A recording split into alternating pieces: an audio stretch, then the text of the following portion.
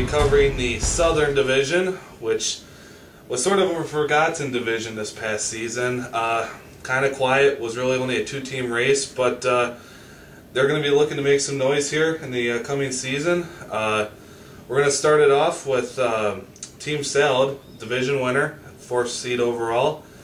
And he ended with a 9-5 record, I believe, and made it to the semifinals of the playoffs. So I'm going to hand it off here to Jonathan with me to break down the keeper selection and what you see them doing in the draft. Alright, well, we'll start out with the keepers. Coach Toshner decided to bring back, no doubt, team captain, ladies' man, Drew Brees. He pretty much carried the team. This was a two-man offense. The tandem of Brees and McFadden, when healthy, got him his wins, got him his points. There were in and out weeks where between those two guys he would get 100 points. So that was definitely the source of a few of his wins in the early season when McFadden was healthy. Defense, he's bringing back Tom Bahali, who last season was one of the highest paid linebackers in the NFL. I don't know that he necessarily deserved to be after the mediocre numbers that he put up, but he does get sacks, he does get tackles, he'll put up solid numbers at the linebacker position. He also decided to bring back a punter, Sam Koch, or Cook, or however you pronounce it. Punter with the new scoring is going to be an actual legitimate position that you're going to want to target. In previous years, the punter was kind of the throwaway position, only get you a couple points, but now the punter actually has the ability to get you double-digit points, and if you have a good punter, you can hope for those double-digit points week in and week out. As far as the draft goes, I believe he has the number 12 overall pick. Yes. And looking at his offensive keeper in Drew Brees, who is no doubt a top 5 quarterback in both the NFL and in fantasy, I would say he goes running back in the first round. If McFadden is around at 12, I see him taking McFadden at 12. Bring it back. Hopefully McFadden can have a healthy season, and then the 1-2 punch of Drew Brees and Darren McFadden can get him back on the winning road. So, he ended in the semifinals last year. And to get to that championship game, is it going to involve him requiring better drafting on the defensive side of the ball? Not to down on the coach, but I think it's going to require better drafting all around. It was his first year in fantasy last year, so having that year of fantasy under his belt will probably play as an advantage to him. This being his second year, he'll probably be able to analyze things a little better and just get a more solid crew put together through the draft. Not only is he going to need better defense to contest with some of the powerhouse teams in the league, but he's also going to need a more consistent offense, not just a two-man offense. All right, well then moving on to our second team in the division, who was in a battle for that division crown, but ultimately lost out on the opportunity to make the playoffs, was the 8-6 2nd Street Supernova, a squad that was competitive throughout the year. Came down to the final couple weeks, and Salad slipped by to take the division. Supernova now looking at their keepers. Break them down, Jonathan. Supernova was kind of an overlooked team.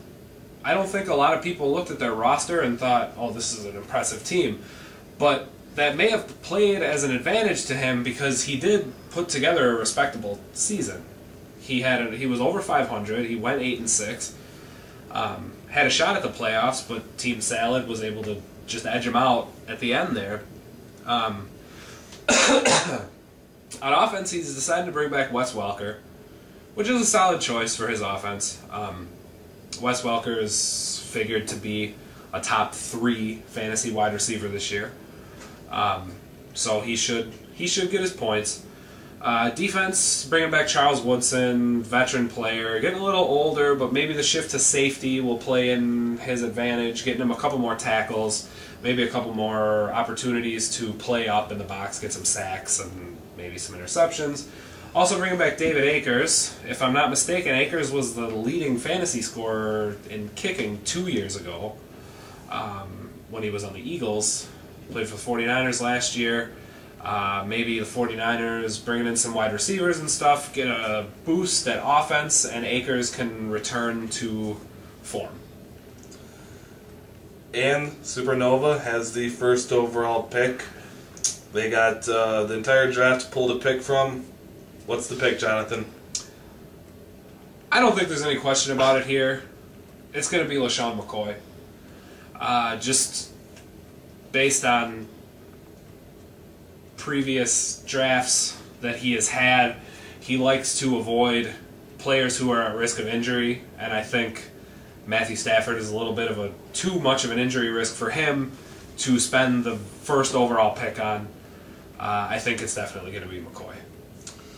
All right, well, moving on. Now was sort of the big drop-off of the division last year.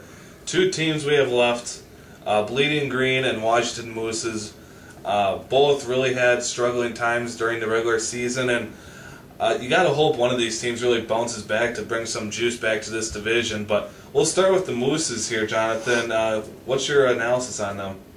Well, I do agree with what you said. This division is kind of the dying division, I suppose you could call it, with it only being a two-team race, kind of maybe even the forgotten division.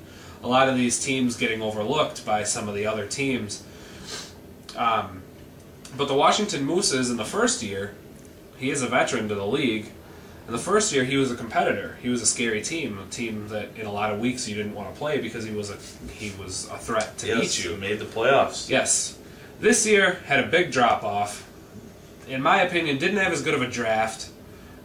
Still probably could have had more wins than he did. Just maybe it was strength of schedule that played against him, or regardless, choosing to bring back Matt Ryan on offense.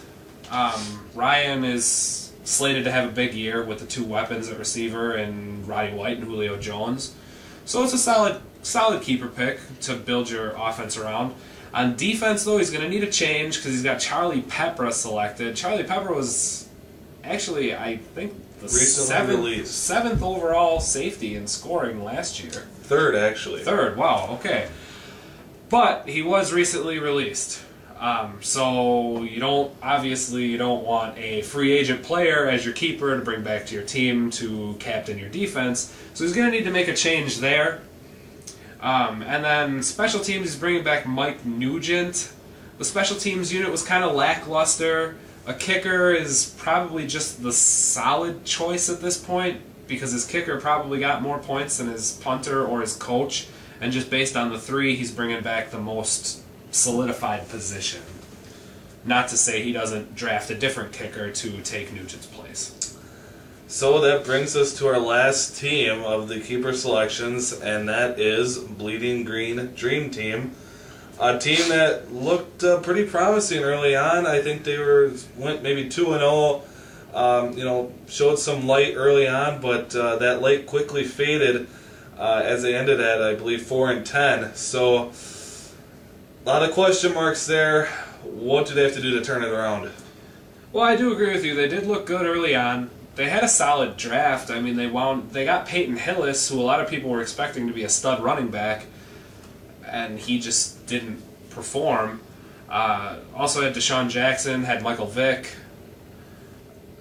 Neither one of them performed either, so he drafted well. It's just that his players didn't perform for him. But regardless, this was a team that stuck with it until the end of the year. He always set his lineups. He was always a competitor, enjoyed playing that spoiler role in the playoffs. And I don't see him dropping off this year. I think that he'll be that same competitor this year.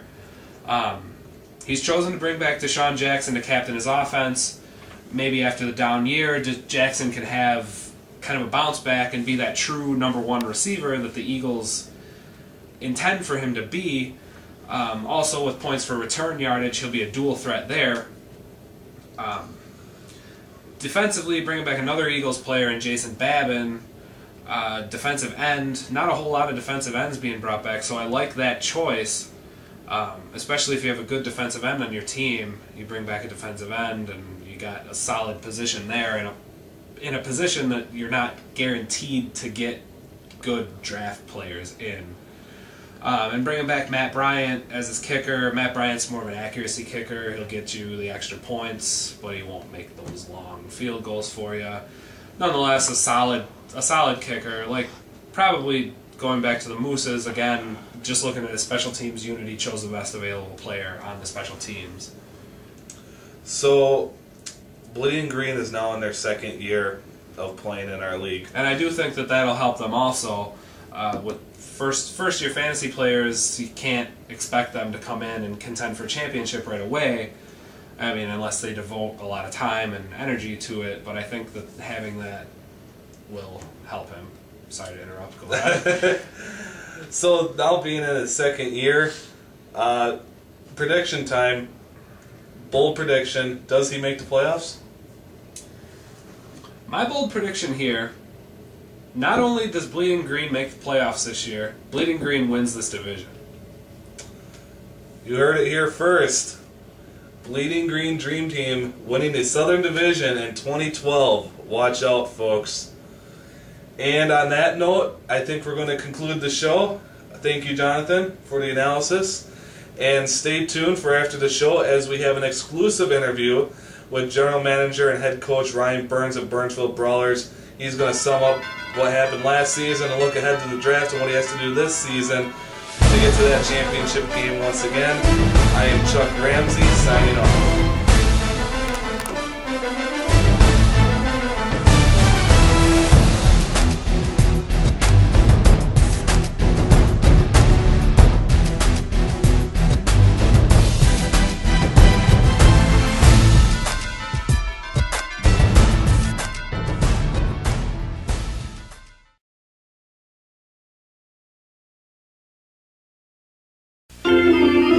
Welcome back to Arctic Fury 16. Next to me, it is an honor to have General Manager Ryan Burns. Welcome to the show, Ryan. It's good to be here. So let's start off with a kind of a recap last season. You started off real strong. Really had the lead for quite the time in the regular season for your division, but towards the end it started to fall apart there, and unfortunately kind of got that first round exit, not what you were looking for. So what happened? Well, losing Fred Jackson to injury really hurt the team. We weren't able to find a running back quite to fill his shoes.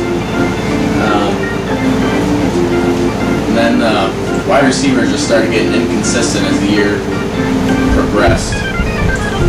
Yeah, and then that happens to you. It was real tough to see you go from one of the top teams, and it looked like you might be the one to play Ginger in the championship, and to just have that dramatic fall was real difficult. But yep. Your keepers, you got Cam Newton, obviously the most notable one coming back. What made you choose Cam over anyone else on the offense?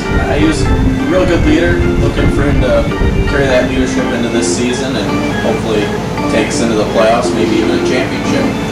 So, building around Cam here as your keeper, going towards the draft, any specific goals that you're aiming for as to what you're looking to improve on in the draft? To maybe give us more depth or something? What are you looking at? What's your, I guess, objectives? Well, it'd be nice to stay away from injuries, of course, like any season. Also be nice if we can remain consistent amongst the wide receivers as the season progresses. So looking to maybe target receivers earlier on, or are you going to try to get a bunch of them to try to create some depth, and try to have maybe a wide receiver by committee? Kind of like to see some depth as far as, any position goes, offense, defense. Like to see solid numbers each week, not really looking for stronger on either side of the ball, but... Alright, after post-draft comes the regular season. Outside of winning the championship, what's your goal for this season? Any other team-specific goals? Lead the league in scoring offensively, or what do you have in mind? Lead the league in scoring would be good to see. But championship would be the ultimate goal. Been close both last two seasons. It'd be nice to make it and win it this year. Yeah, you've been a solid competitor, and we expect another great season out of you this year. We wish you the best of luck, and thanks for coming on the show. Thanks for having me.